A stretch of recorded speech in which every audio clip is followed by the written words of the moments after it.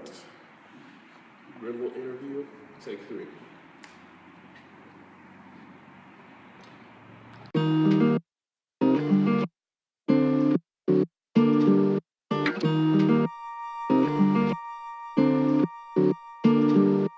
So my name is Lindsey Grimble, and I was born and raised in Springfield, Illinois.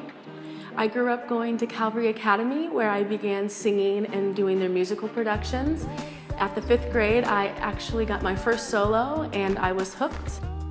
My dad, growing up, had a musical recording studio, and I always wanted to sing for him, and he had it in our house in the beginning, and he kept getting a lot of people wanting to come and be recorded, so he actually expanded his studio into our garage. They re-renovated into our garage space, and he really influenced me and my brother and my sister's lives, and music is really in our blood. It's definitely in our hearts as well.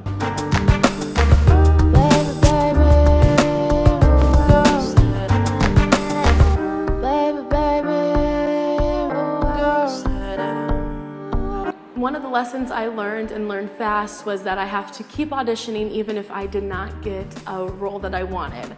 It honestly wasn't until I think the 8th grade I got into my first production in 2001 and Anything Goes. It's very important to know what you want to do and do it with all of your heart. You need to practice. It's going to be hard. Like I was saying, I grew up wanting to be on that Muni stage every summer in Springfield, Illinois, and I wouldn't get it, but I knew that I wanted to be on it, and I didn't stop until I did. And even though that was 10 years later, it was so fulfilling. And it's important to just practice and get better and know that you're getting better, and you don't have to prove anything to anybody. As long as you show yourself that you can do it and you will do it, you'll make it. I never thought I would ever do a film in my life. I thought film acting was not the same as theater acting. At theater acting, you can do it different times. Like every day you could do a scene different, but also kind of stay consistent in the scene. And when I got the opportunity to film Carry Me Home about Harriet Tubman's, one of her last journeys rescuing Maria Innes and her family, I wanted to submit, but I wasn't right for any of the roles, and I kept getting an email notice saying, hey, you should audition for this, and I was like, I'm not right for it. And honestly, a year ago, tomorrow, I had gotten an email saying, you should audition. I got home December 30th of 2015 and said, you know what, I'm gonna submit even though I'm not right for this role. And 5 minutes later, I got an email back and they asked me to come in that night to audition.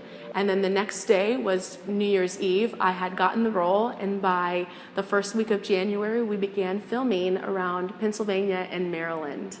I see this film going very far because Harriet Tubman, a lot of people don't know a lot about her. A lot of kids only really know about her, and after the 5th grade, she kind of disappears into kind of the history books.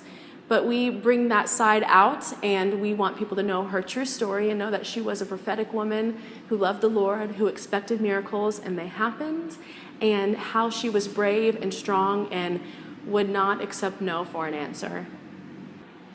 I think in life now and the career I chosen, and a lot of careers people choose, they might not always think they're fit for something, or they're too tall, too short, not light enough, too dark, just not perfect enough. And I found out very quickly that it's not what others think about me. For me, it's my faith in that God said if He wants me to do something, He's gonna let me do it, and I'm gonna succeed at it. And I am so thankful to be a part of this short film journey on Harriet Tubman and a part of her life, and showing a life of Harriet Tubman. Not a lot of people know that she was a prophetic woman. She loved the Lord. She was courageous. She had led over 300 people out of slavery and was never caught.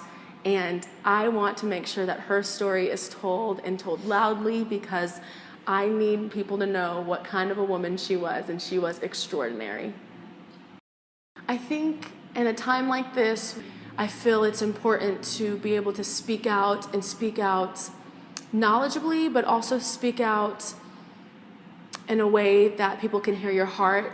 I think it's important to tell our story, our history. In the times of hardship, it's important for us to be able to stand firm, and stand firm for the right thing. A lot of times you're going to have people in life saying, like I said before, that will bring you down because you're not this color, or you're not tall enough, or you're not this religion, if you're not making enough money or have a certain career. But we're all called to be a positive influence and role model to somebody. It's important to know our self-worth, and it's important to know our life's purpose. And for me, it's my faith. And for me, it's my relationship with the Lord, and to know that I am worth something. I have a purpose, and my purpose is going to be fulfilled as long as I'm moving in the right direction and doing good, doing what I should be doing. I'm going to be taken care of because I am a daughter of a king.